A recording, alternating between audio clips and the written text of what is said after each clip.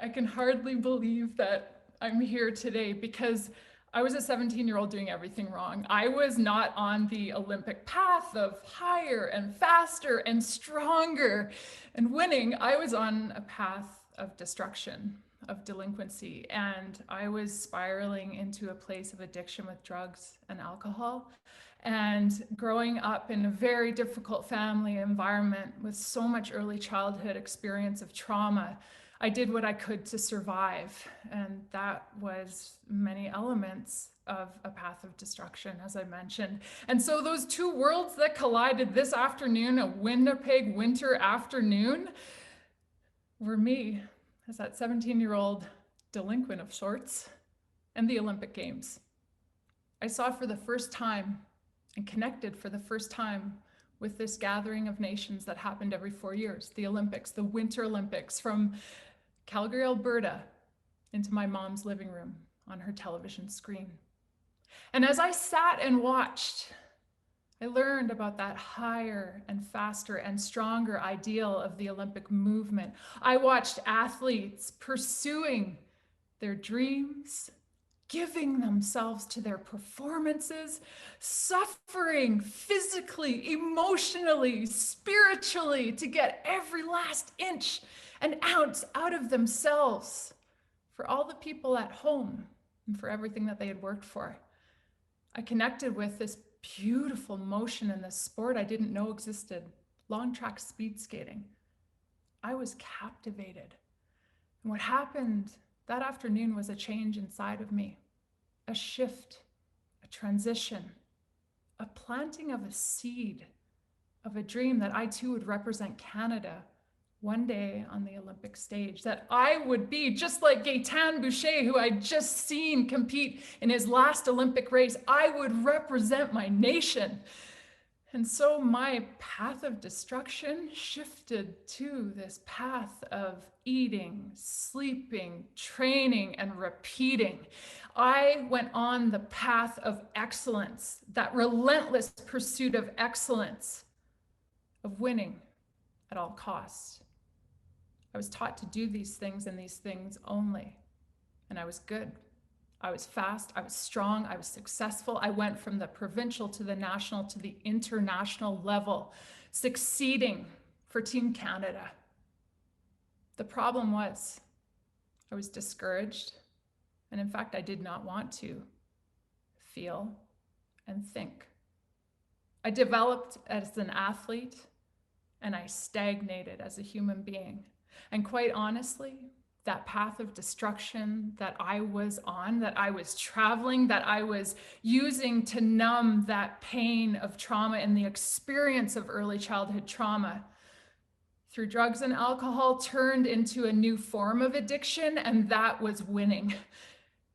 Training and the way I went about sport was another path of destruction, was a way of hurting myself physically so I wouldn't feel what was going on inside, the rupture that was happening inside. On the outside, I showed strength, and on the inside, I was breaking in half because I was the same person as that 17-year-old kid.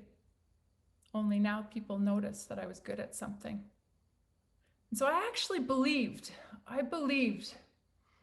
if I won that big thing, and as an athlete, as a speed skater and then a cyclist, because I was recruited into summer sport from winter sport, I had my first chance to try to win that big thing that I thought was going to change me, was going to rescue me, was going to fix me, was going to give me a sense of worth and sense of belonging and a sense of being and a sense of self. And that thing was an Olympic medal.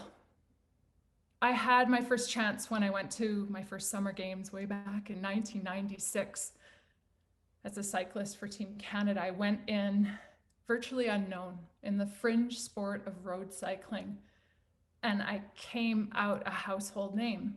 I had earned Canada's first and last medal of the games, and wherever I was in Canada, Canadians would approach me and say, "I recognized you as soon as you smiled.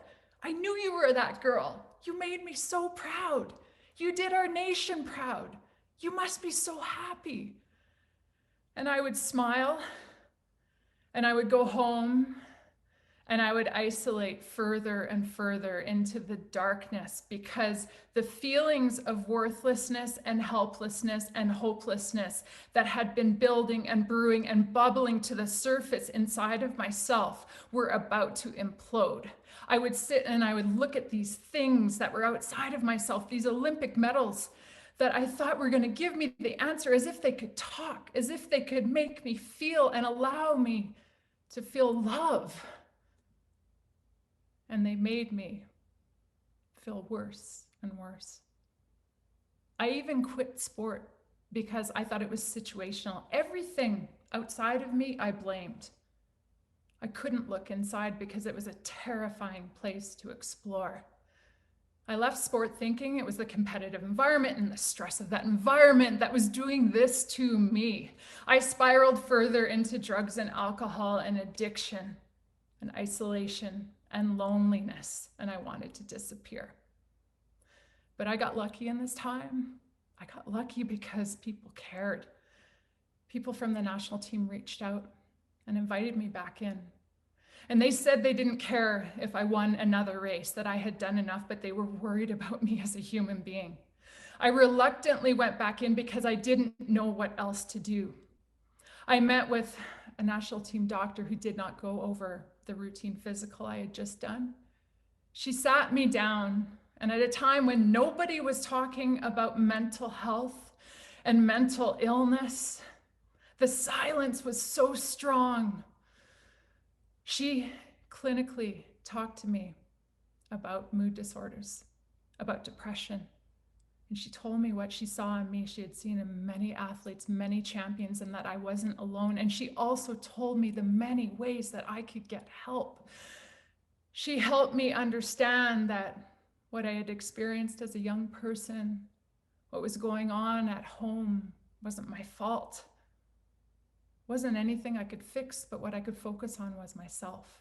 I could start the work there.